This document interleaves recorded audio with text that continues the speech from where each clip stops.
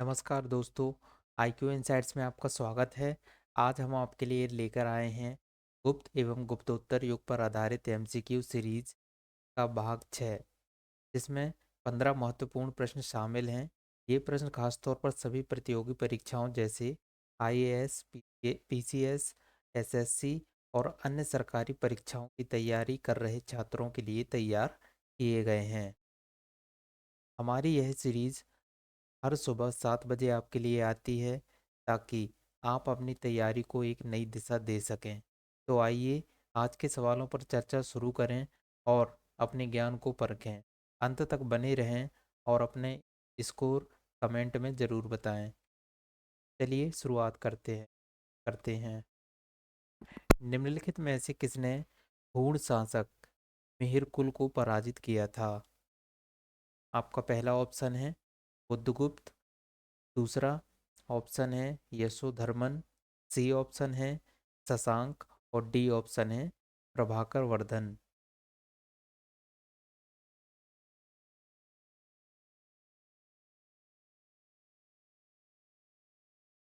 इसका सही उत्तर है दोस्तों बी, यशोधर्मन।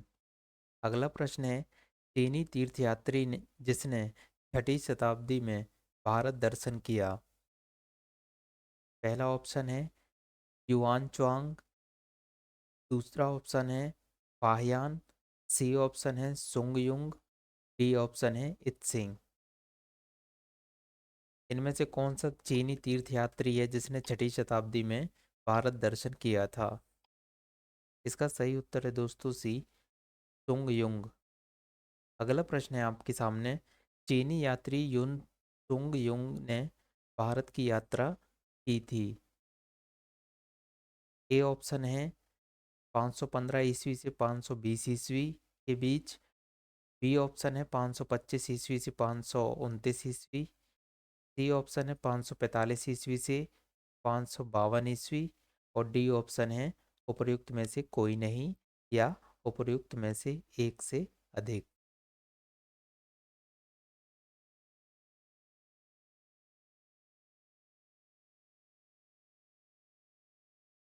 आपका सही उत्तर है डी, इनमें से कोई नहीं।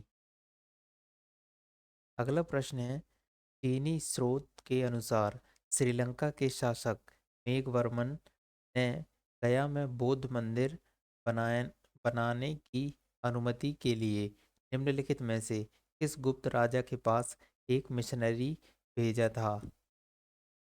आपका पहला ऑप्शन है चंद्रगुप्त प्रथम, बी ऑप्शन है समुद्रगुप्त, सी ऑप्शन है चंद्रगुप्त द्वितीय और डी ऑप्शन है इनमें से कोई नहीं।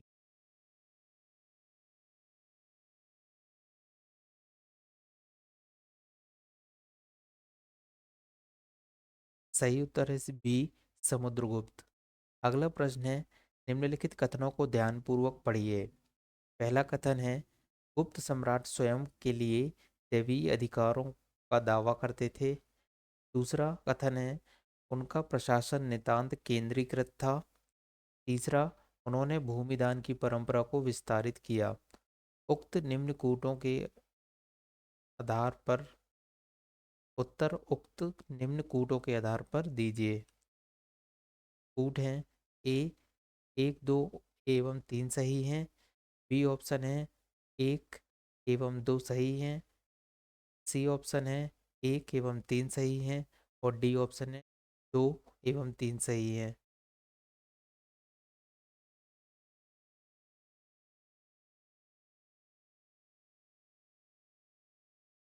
आपका सही उत्तर है सी, एक एवं तीन सही है। अगला प्रश्न है गुप्त काल के दौरान भारत में बलात् श्रम या बाल श्रम के विभिन्न के संदर्भ में निम्नलिखित में से कौन सा कथन सही है?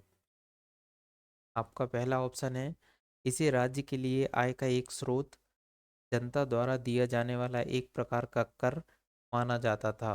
बी ऑप्शन है यह गुप्त साम्राज्य के मध्य प्रदेश तथा काठियावाड़ क्षेत्रों में महत्वपूर्णतः विद्यमान था। सी, बलात् श्रमिक साप्ताहिक मजदूरी का हकदार होता था और ऑप्शन डी, मजदूर के ज्येष्ठ पुत्र का को बलात् श्रमिक के रूप में भेज दिया जाता था। इनमें से कौन सा कथन सही है?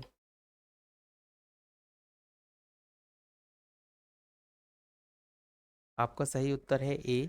इसे राज्य के लिए आय का एक स्रोत, जनता द्वारा दिया जाने वाला एक प्रकार का कर माना जाता था। अगला प्रश्न है, कहा जाता है कि शतरंज का खेल अद्भुत हुआ था। ए ऑप्शन है चीन में, बी ऑप्शन है ईरान में, सी ऑप्शन है इंडोनेशिया में और डी ऑप्शन है भारत में।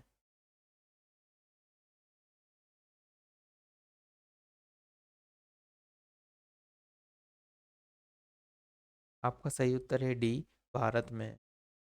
अगला प्रश्न है, शूद्रक द्वारा लिखी हुई प्राचीन भारतीय पुस्तक मच्छकटिकम का विषय था, यानी मच्छकटिकम मटकटियम किस विषय पर लिखा गया? ऑप्शन ए है एक धन व्यापारी और एक गणिका की पुत्री की प्रेम गाथा। बी ऑप्शन है चंद्रगुप्त द्वितीय की पश्चिम भारत के शक क्षत्रपों पर विजय। सी ऑप्शन है समुद्रगुप्त के सैन्य अभियान तथा शौर्यपूर्ण कार्य। डी ऑप्शन है गुप्त राजवंश के एक राजा तथा कामरूप की राजकुमारी की प्रेम गाथा।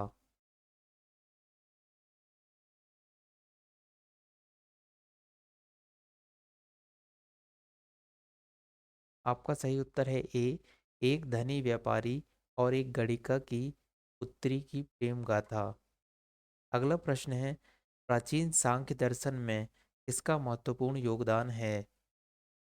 आपका पहला ऑप्शन है कपिल, ऑप्शन बी है गौतम, ऑप्शन सी है नागार्जुन और ऑप्शन डी है चारवाक।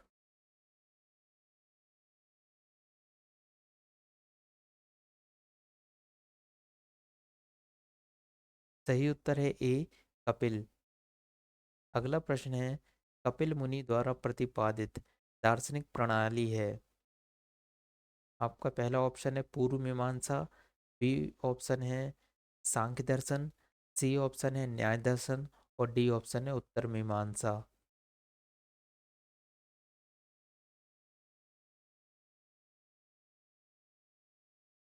इसका सही उत्तर है बी, सांख्य दर्शन। अगला प्रश्न है, सांख्य दर्शन प्रतिपादित किया गया है। ए ऑप्शन है आपका गौतम द्वारा, बी ऑप्शन है जैमिनी द्वारा, सी ऑप्शन है कपिल द्वारा और डी ऑप्शन है पतंजलि द्वारा।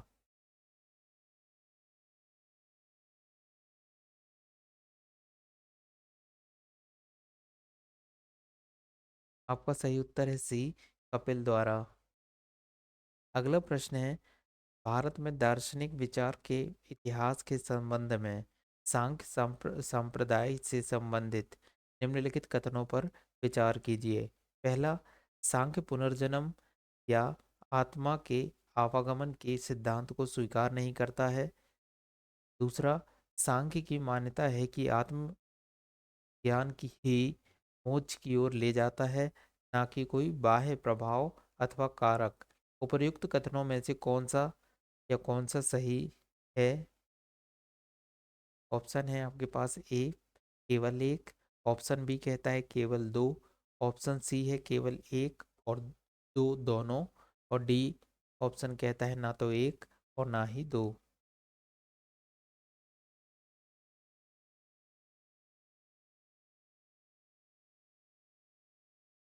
इसका सही उत्तर है बी, केवल दो।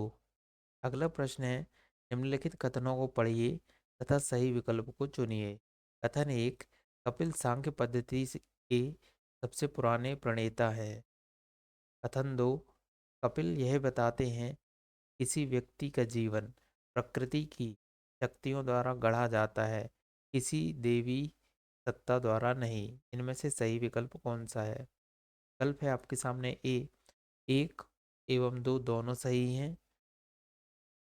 ऑप्शन बी, कथन एक गलत है लेकिन कथन दो सही है।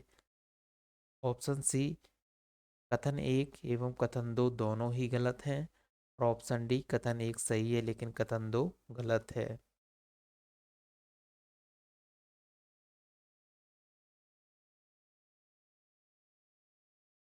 आपका सही उत्तर है ए, कथन एक एवं कथन दो दोनों ही सही है। अगला प्रश्न है, योग दर्शन के प्रतिपादक है। ए ऑप्शन है पतंजलि, बी ऑप्शन है गौतम, सी ऑप्शन है जैमिनी और डी ऑप्शन है शंकराचार्य।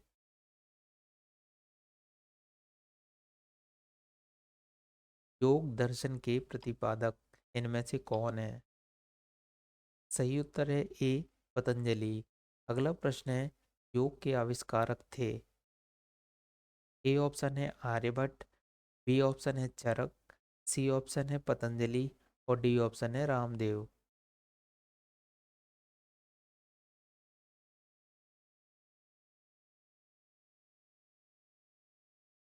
आपका सही उत्तर है सी, पतंजलि। धन्यवाद दोस्तों। उम्मीद है आपको यह क्विज पसंद आई होगी और आपने कुछ नया सीखा होगा। अगर आपको हमारा यह प्रयास अच्छा लगा हो तो इसे लाइक करें, अपने दोस्तों के साथ शेयर करें और चैनल को सब्सक्राइब करना ना भूलें। याद रखें, पढ़ते रहें, सीखते रहें और आगे बढ़ते रहें। मिलते हैं अगली क्विज में, तब तक के लिए आप अपना ध्यान रखें। धन्यवाद। Keep learning and keep growing.